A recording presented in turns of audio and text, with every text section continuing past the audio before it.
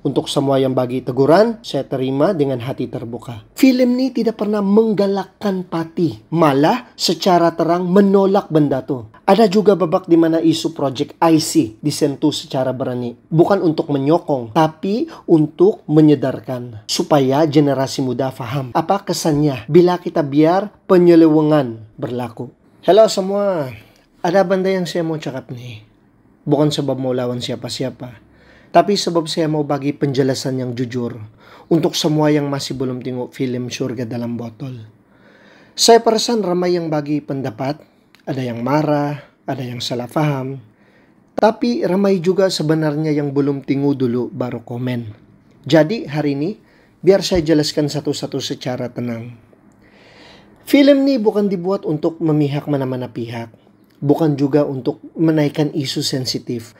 Dari awal lagi, kami mau bawa message tentang kemanusiaan, reality, dan undang-undang yang berlaku di Sabah ni sendiri.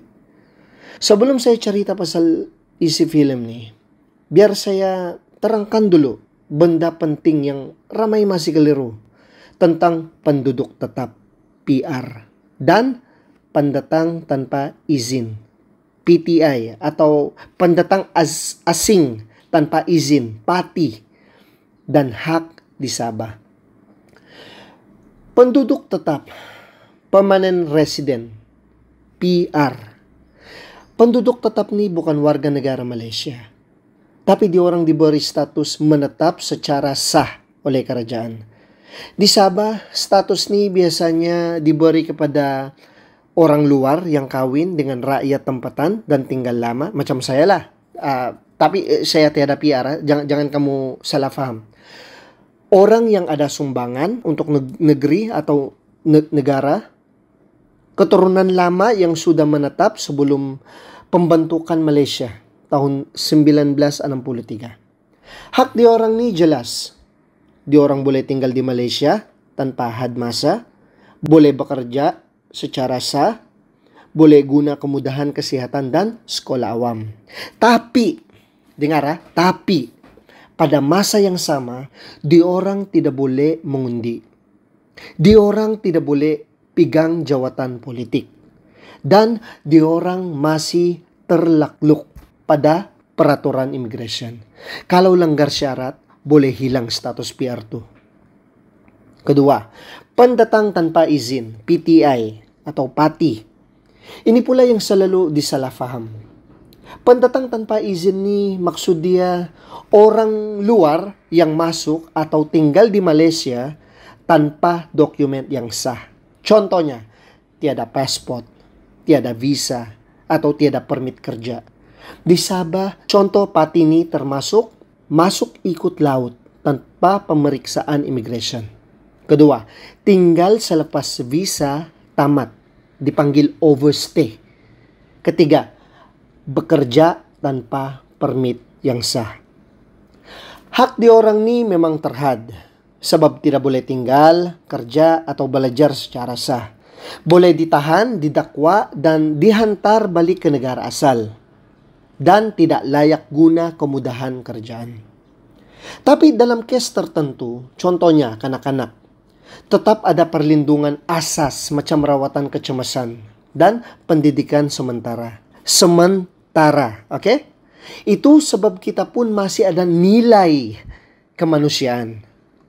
Oke, ketiga, hak di Sabah.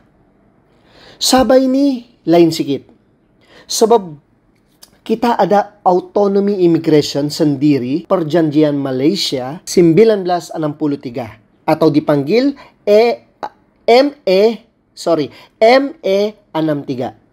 Maksudnya, kerajaan Sabah berhak tentukan siapa yang boleh masuk atau tinggal di sini.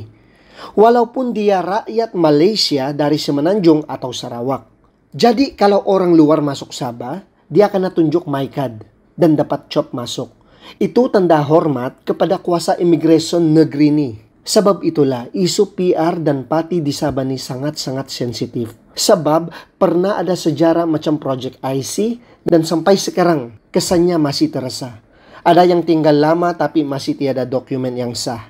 Ada yang lahir di Sabah tapi belum diiktiraf. Dan kerajaan pun masih berusaha ketatkan semula sistem ni.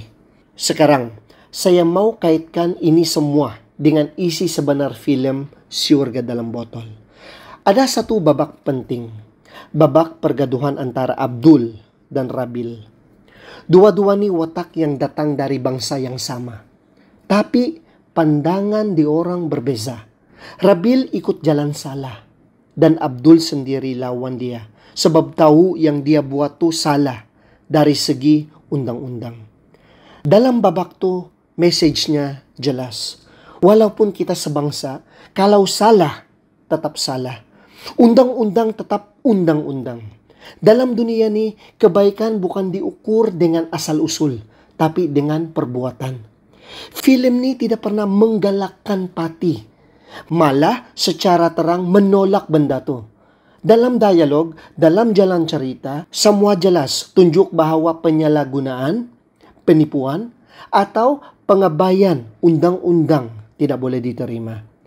Ada juga babak di mana isu Project IC disentuh secara berani. Bukan untuk menyokong, tapi untuk menyedarkan supaya generasi muda faham apa kesannya bila kita biar penyelewengan berlaku.